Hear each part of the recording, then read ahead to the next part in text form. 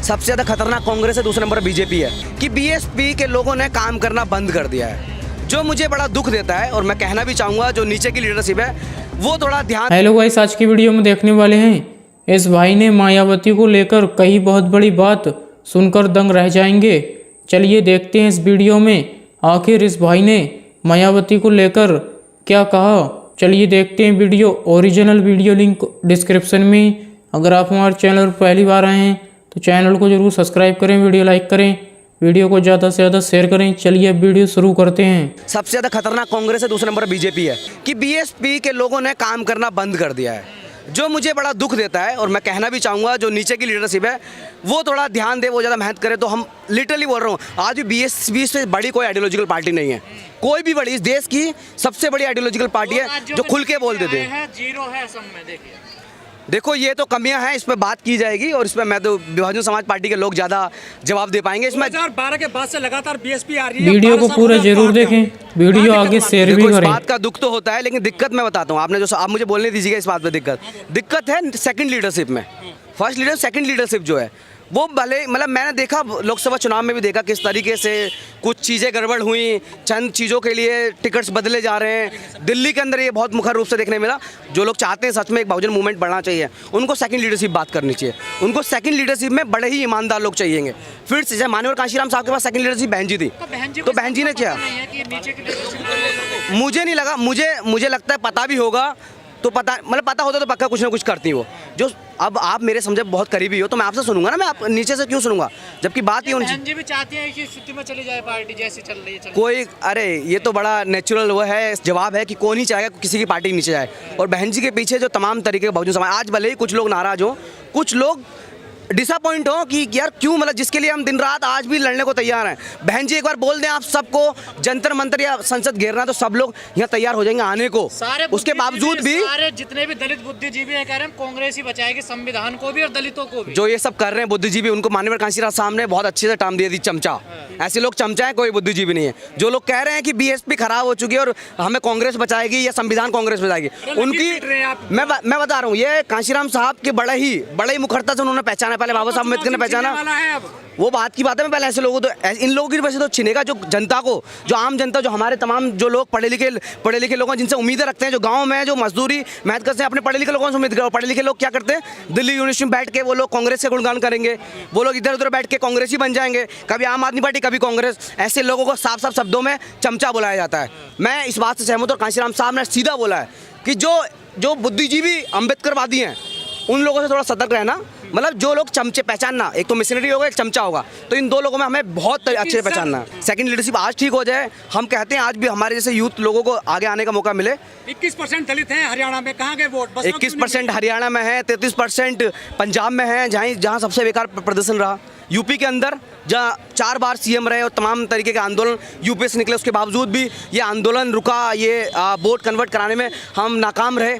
इसकी सबसे बड़ी दिक्कत फिर से बोलूँगा सेकंड लीडरशिप। क्या आपको लगता है नहीं कि आज बसपा में जो कैडर होने चाहिए था उसकी कमी है? बिल्कुल, कैडर की तो सबसे ज़्यादा कमी है।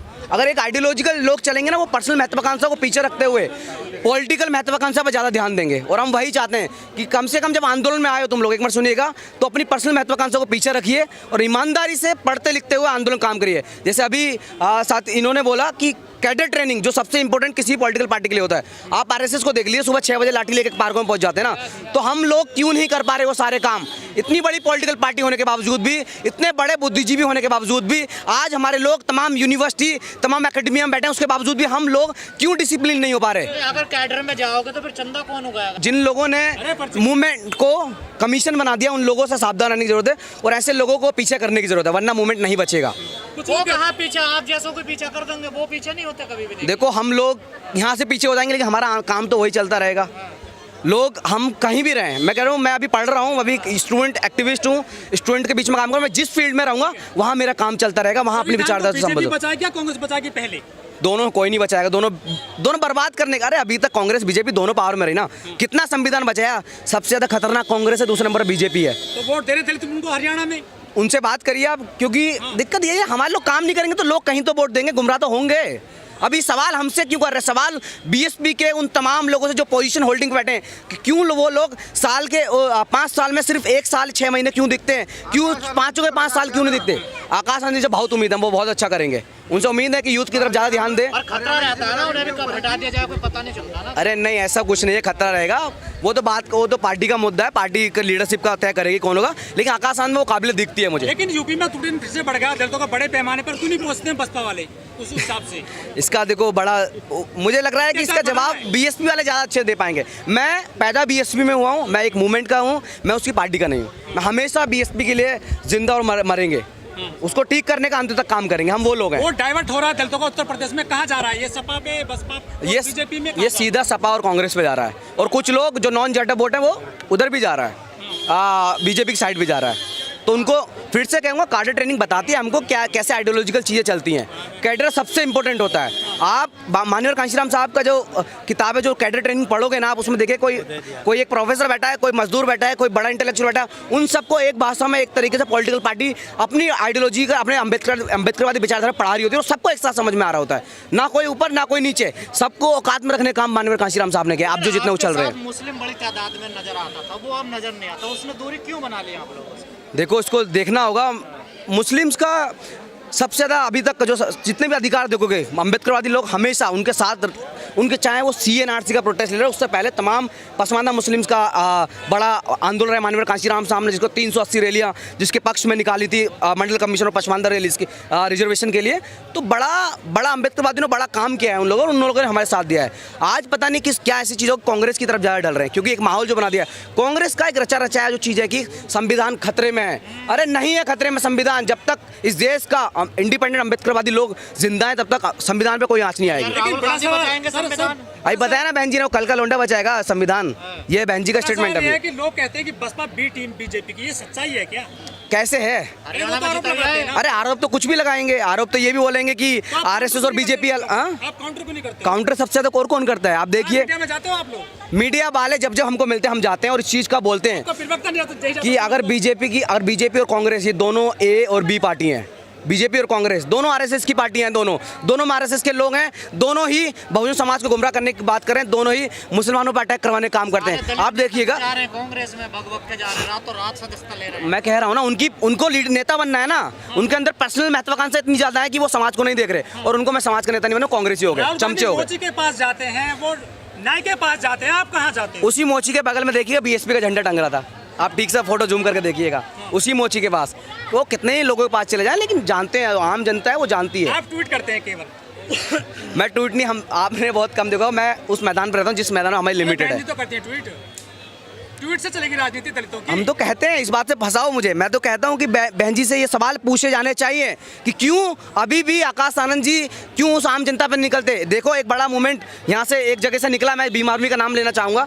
अगर ऐसा ही BSP के लोग काम करने लगे और एकदम सोच समझ के, BSP के लोग बहुत पढ़े लिखे लोग होंगे, क्योंकि प्रॉपर कैडर ट्रेनिंग के साथ वो लोग जाएंगे, और ऐसा ही कुछ BSP जो कांशीराम साहब के टाइम पे करती है वो फिर से करने लगी, आज बोलो इस देश की फिर से सबसे बड़ी दूसरी और तीसरी नेशनल पार्टी बन जाएगी BSP। तो जी आप दिल्ली में रहते हो, क्या बसपा कुछ भला होगा दिल्ली में कि अगली बार 25? दिल्ली के अंदर तो मुझे नहीं लग रहा कि भला होगा, लेकिन अभी भी 1 साल है, कुछ काम कर लें, मतलब 5-6 महीने, लेकिन मुझे नहीं लगता कि कुछ 1-2 सीट का वो है जो भी रिजर्व। तो मैं वो तो मुझे कुछ चांस नहीं BSP का दिल्ली में, जिस तरीके से जिस चला रहे हैं दिल्ली में फ्री।